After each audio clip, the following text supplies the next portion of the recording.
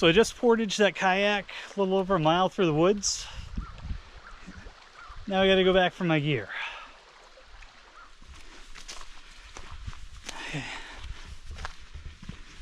So I'm trying something new. I'm gonna put in some dialogue. The original plan was I was gonna portage the canoe, or the kayak rather, and I was gonna do some kind of monologue with the kayak on my head. You know, again, portaging it through the woods. Figured out real quick that wasn't gonna work. So, like I said earlier, right now I'm heading back for my stuff. Got all my camping gear. The portage is about a little over a mile. So I figure I'm gonna end up walking 3 miles today. Already kayaked maybe 4. See how I'm feeling after the portage, you know, after I get all my gear back. I really don't want to camp where I'm at for the night. This is the 3rd time doing this trip. Yeah, if I stop here, I've only done like 6 miles. It's 34 the whole way. Made it across one pond. Got another one to go across till I hit a river. That river will take me back to where I started. Like to get onto that river tonight. But again, we'll see how I'm feeling. I mean, I just portaged a 50-pound canoe. Maybe I got 40 pounds of gear that I gotta haul through the woods. I mean, that's not a big thing, but... And it's kind of windy today. Wind is supposed to die down. It's supposed to die down a lot tomorrow. It's supposed to be a nice day. But if I stop where I'm at, I'm gonna feel rushed for the rest of the trip. Okay. So I know just enough about mushrooms to be dangerous. Yeah, right there is a chanterelle.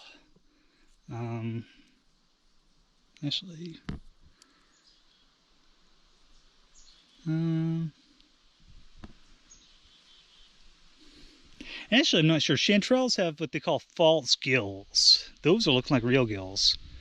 Yeah, I got friends who'd be able to tell right out. There's one right next to it.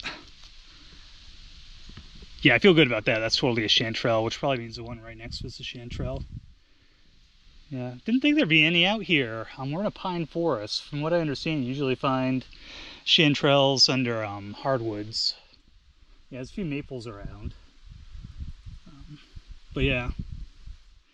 Yeah, I'm not sure. I don't want to take a risk out where I am, where I can't positively identify these. Be cool to have these. I got deer steak for dinner tonight. These would fry up nicely alongside it.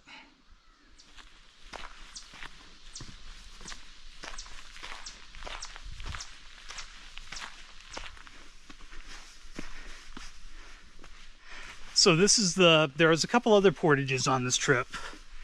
This one's the big one. Again, I hauled the kayak going back for my gear. So all in all, I'm gonna be walking 3 miles. The trail's decent.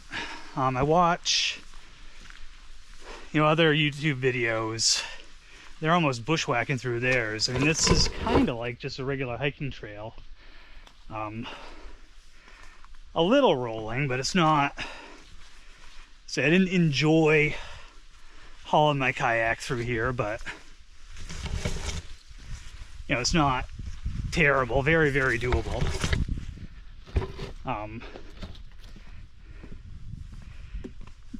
Been thinking about the concept of the portage.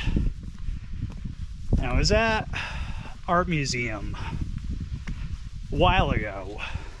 Yeah, I was at a local university, and they had like an exhibit, a bunch of the local Native American tribes, artists from those tribes. And one of them was really making something of the idea of portage. Now, I don't know if this is like something that's like really profound in whatever her culture was, or if it's just something that kind of struck her. And I suppose you hearing it is going to be real obvious, but you know, she really pointed out that a portage, you know, that's when you figure out what's really important to your life.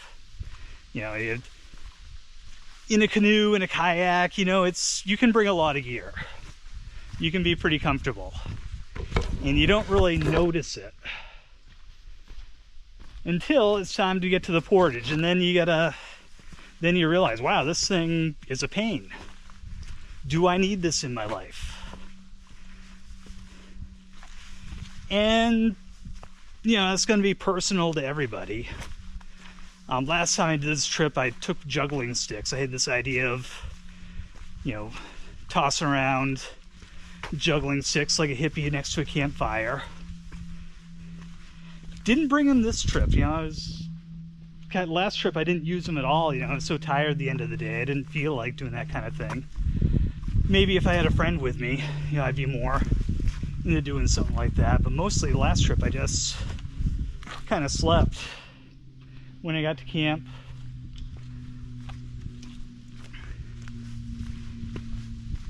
So, you know, I figured, you know, I love my juggling sticks. I'm a teacher, I use them in school, kids like it. You know, sometimes they're a fidget.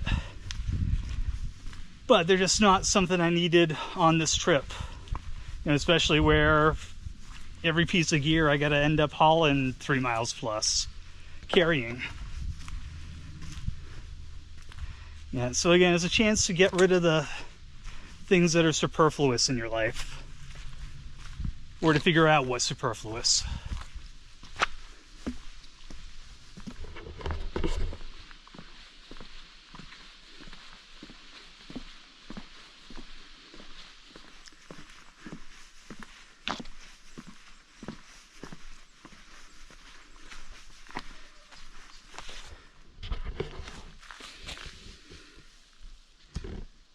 That's a moose print.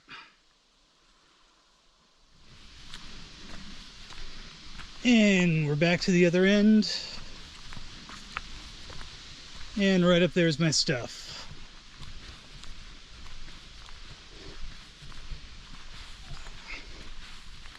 I always worry about leaving the food bag laying around.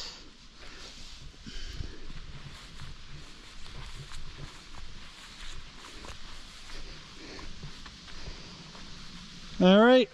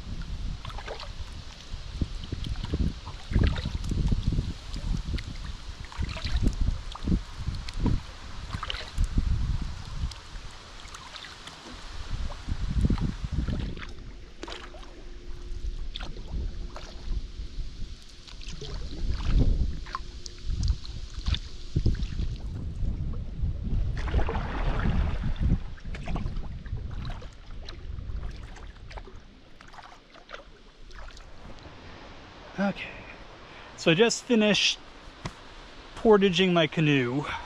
This one wasn't that long, but it wasn't fun. So I had to bring it down these steps here, the kayak. Tempted to stay here for the night. I think I've come about, it's hard to do the math in my head, but I think I've come over 10 miles.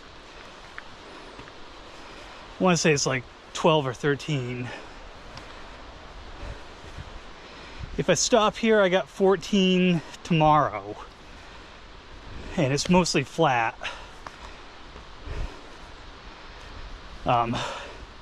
Which is sounding real good right now. There's one short portage tomorrow, but nothing bad. There's a couple in front of me that just went out. I'm actually kind of concerned that they are going to take the campsite I intended to go to. And there's not much around, which is making staying here sound that much better. But it's only like 1:30, so there's a whole lot of day left. Okay, now I got some more gear I dropped up here I gotta take out, and there's waterfall. Get some footage of that.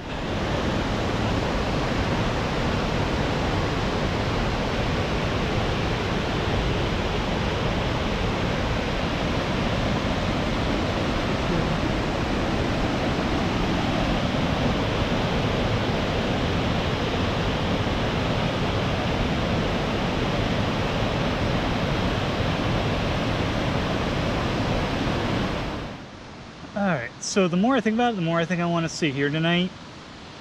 It's gonna make for an epic day tomorrow. Not really. So I got 15 miles to go from here. I tend to make about 2 miles an hour in the kayak. Feel free to laugh at that. So that's what, 7 hours of paddling. There's a couple of short portages, like nothing you need to really think too hard about. I've always wanted to stay at this campsite. Just never really made it in the itinerary before. This is the third time I've done this trip. I'm the first one here, so I got my pick of the spots. And again, I think that couple up ahead of me, they're probably going to get the spot that I originally intended. And, you know, at the very, I can say worst case scenario, you know, I don't make it out when I wanted to. There's weather coming in Friday or Thursday night. I got no signal out here, so I got no way to check the weather. Hopefully it's in my favor. You know, the last 2 miles I got to go across open pond, so hopefully the wind will be with me. But I think this just adds another 2 hours to my day tomorrow, so I'm tired and it's beautiful here, so yeah, this is where I'm going to be tonight. Going to do some fly fishing, cook some noodles.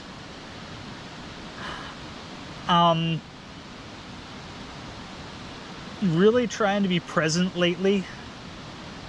You know, I don't want to be the guy who keeps rushing to the next thing. Right here is beautiful, so I'm going to sit here and enjoy it.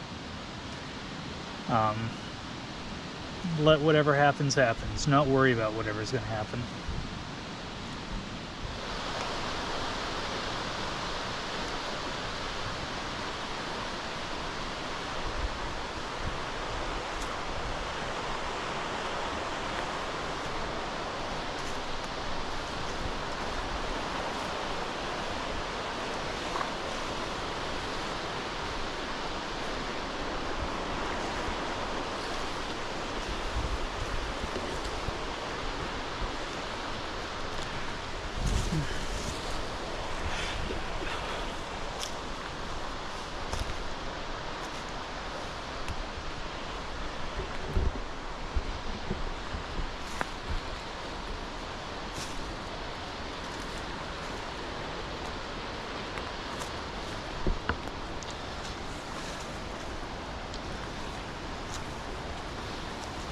I wonder if there's fish in there.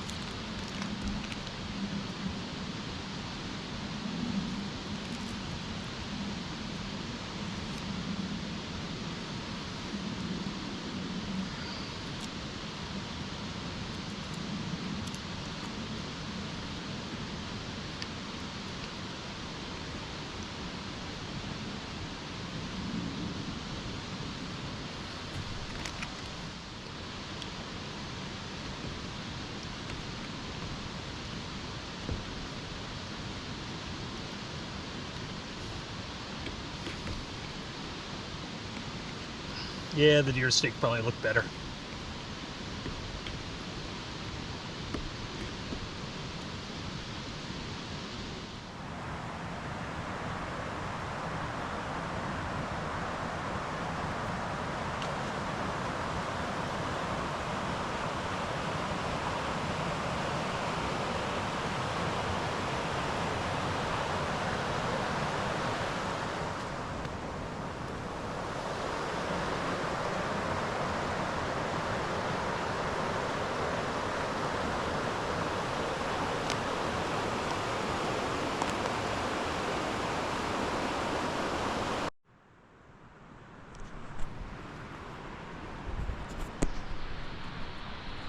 Hey,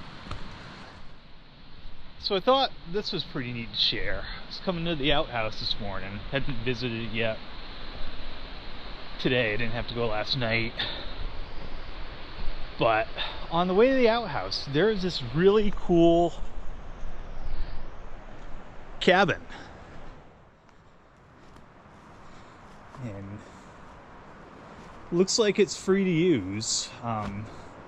Yeah, if you're real rough, you can see the windows are broken right there. I really like right there some moose bones. Someone got a moose like wind chime. Oh my god, that is groovy. I love that. Okay. And you come. So I set out in this video. I'm not gonna say where I am because I don't want people to like flood this area. It's already gets a whole lot of use. I mean, if you find it on your own, perfect. But I don't want to be the cause for someone to, you know, for this place to get more visitors than it normally would. I have no idea if you can see what's going on in here. But you can see there's no furniture in there, you know, so sleeping in here you'd have to bring a cot, you know, ground pad or something. I probably got a better night's sleep in my hammock. But I was looking outside, on the outside it's all shingle, there's moss all over it, making me think it's not the best. The wood up there looks pretty new though. Again, I thought this had the cool. On PBS every now and then they show this documentary, Alone in the Wilderness or One Man's Wilderness. You know, a guy living in a log cabin up in Alaska. I thought this had this kind of vibe. Or if you've seen the Evil Dead movies, that might be more the vibe you'd be getting here. But again, I thought it was cool. Wanted to share it.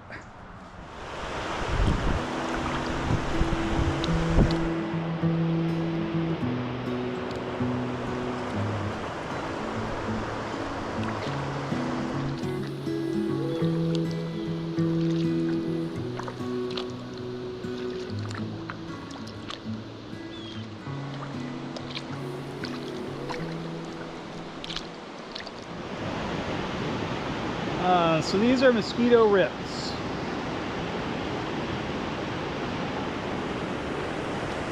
I've run these before. You can see that spot right there you go in. I came out here with it in my head that I was gonna run these. I was gonna get it on film.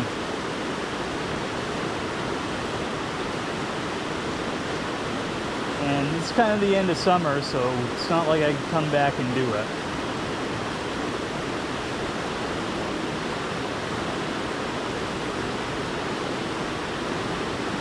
Not feeling it today. Oh, and I wish... I know I just want to get out of here. It's going to be a pretty paddle out. This is a complete excuse. If I run that, I'm going to be wet all day. Meanwhile, what? I got to carry my kayak 10 yards and put in right back over there and be nice and dry.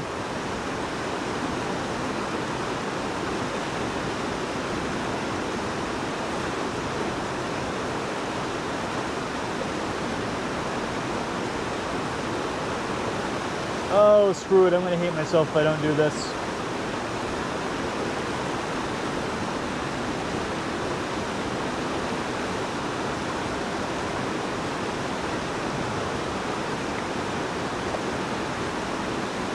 All right, here goes.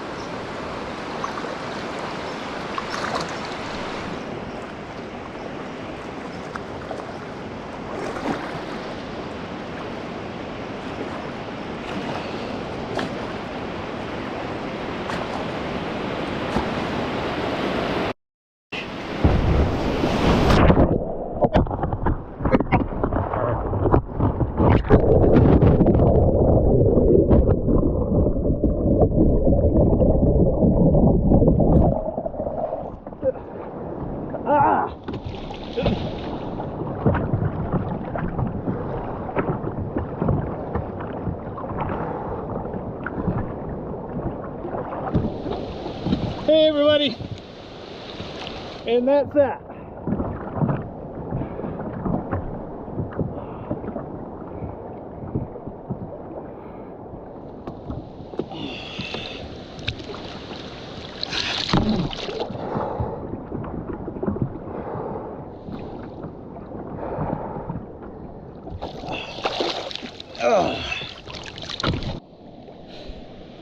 Okay, so you know what?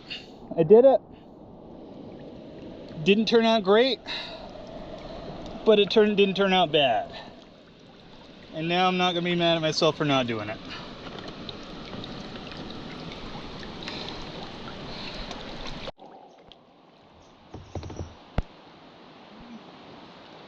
And I guess that just goes to show you. Again, made it. Could have done that better. Ended up taking a swim I didn't intend to.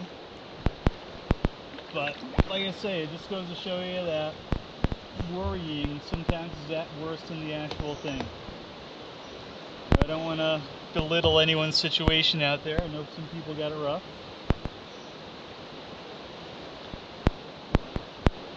You know, but I know not doing that would have bugged me more than doing it did.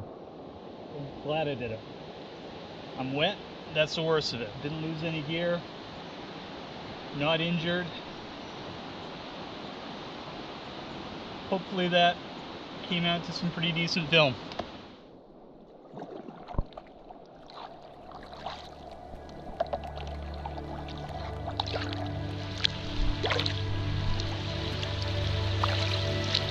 Yeah.